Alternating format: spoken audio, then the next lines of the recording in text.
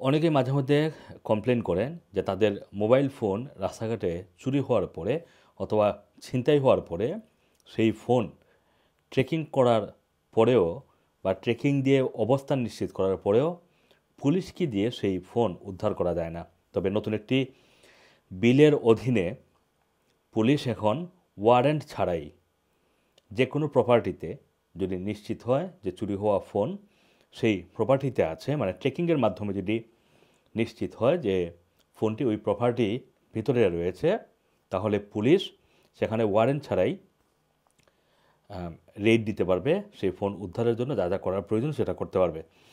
শুধু যে পুলিশ এই কাজটি করছে বিষয়টা এরকম নয়, আরও অনেকগুলো পাওয়ার পুলিশকে দেওয়া হচ্ছে। যেমন রাস্তাঘাটে অনেকেই মাস্ক পরে অথবা মুখোশ পরে নানান ধরনের অপরাধের সাথে লিপ্ত হয়ে যাচ্ছে, যুক্ত হয়ে যাচ্ছে। এখন বিনা কারণে পুলিশ যদি দেখে যে কেউ বিনা কারণে মাস্ক অথবা মুখোশ পরে রাস্তাঘাটে হাঁটাহাঁটি করছে, তাহলে পুলিশ তাকে চ্যালেঞ্জ করতে পারবে।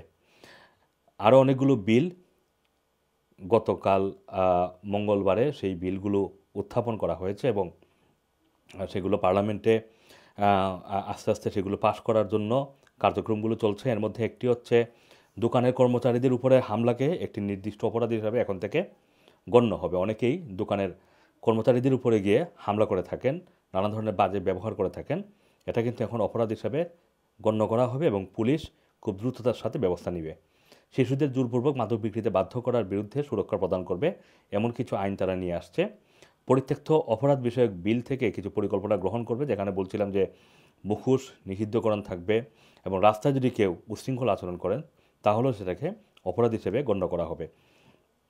তারপরে আরেকটা গুরুত্বপূর্ণ বিষয় হচ্ছে যে পুলিশ যারা নিয়মিতভাবে অসামাজিক আচরণে লিপ্ত হয়, অ্যান্টিসোশিয়াল বিহেভিয়ার করে থাকে, তাদেরকে 2 বছর পর্যন্ত শাস্তির বিধান নিয়ে আসা হচ্ছে আদালতের মাধ্যমে।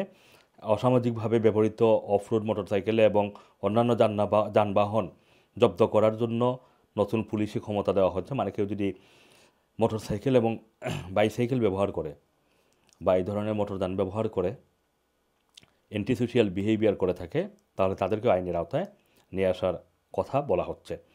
তারপরে 200 পাউন্ডের কম মূল্যের চুরিকে কম গুরুতর অপরাধ হিসেবে গণ্য করার আগের যে আইন ছিল সেটা বাতিল করা হচ্ছে। এখন যে কোনো মূল্যের চুরি সেটাকে পুলিশ গুরুত্ব দিতে হবে।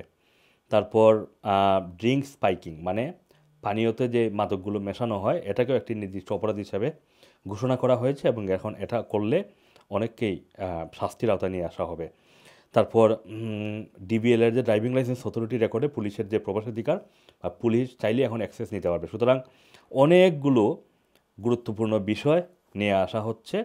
এবং আরেকটি গুরুত্বপূর্ণ বিষয় যেটি নিয়ে আমরা আলাদাভাবে বিশদে একটি সংবাদ করব, সেটি হচ্ছে যে অন্যের সম্মতি ছাড়া কারণনগ্ন অথবা আপত্তিকর ছবি তৈরি করাকে গুরুতর অপরাধ হিসেবে চিহ্নিত করা হবে। মানে এগুলো এখন আইনের চোখে মারাত্মক অপরাধ হিসেবে বিবেচিত হবে এবং পুলিশ ফাস্ট ট্র্যাক অপরাধ হিসেবে এগুলোকে গণ্য করে ব্যবস্থা গ্রহণ করবে।